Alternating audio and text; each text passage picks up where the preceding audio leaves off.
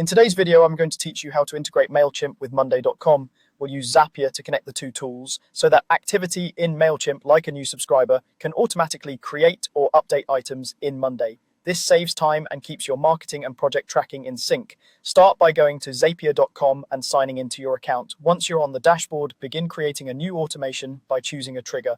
The trigger is what starts the workflow. In the Trigger app search bar, type Mailchimp, then select Mailchimp from the results. Next, choose your trigger event.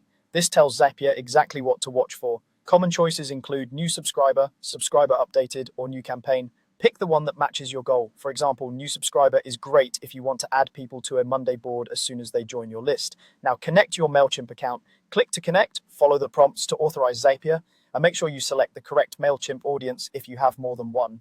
When that's done, click continue and test your trigger.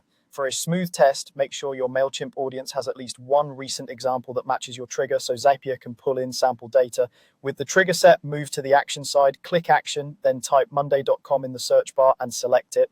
Choose your action event based on what you want to happen in Monday. Create item is the most common, but update item or create sub-item may be useful depending on your setup. Sign into your Monday.com account and authorize the connection. Use an account with access to the right workspace and board, so Zapier can read and write to the places you need. Click continue, then configure the action, select the target board and group, and map the fields from Mailchimp to the columns in Monday. For example, map subscriber email to an email column, first and last name to a text column, and status details to a status or drop-down column. Pay attention to data types so everything lands in the right place, and use custom values if you need to thread IDs or tags into specific columns for filtering later. When your mapping looks good, click test. Zapier will send the sample from Mailchimp to Monday and show you whether the action succeeded. If anything looks off, double-check column types, permissions, and that you're pointing to the correct board and group. That's it. You've connected a Mailchimp trigger to a Monday.com action in Zapier, configured the fields, and tested the flow.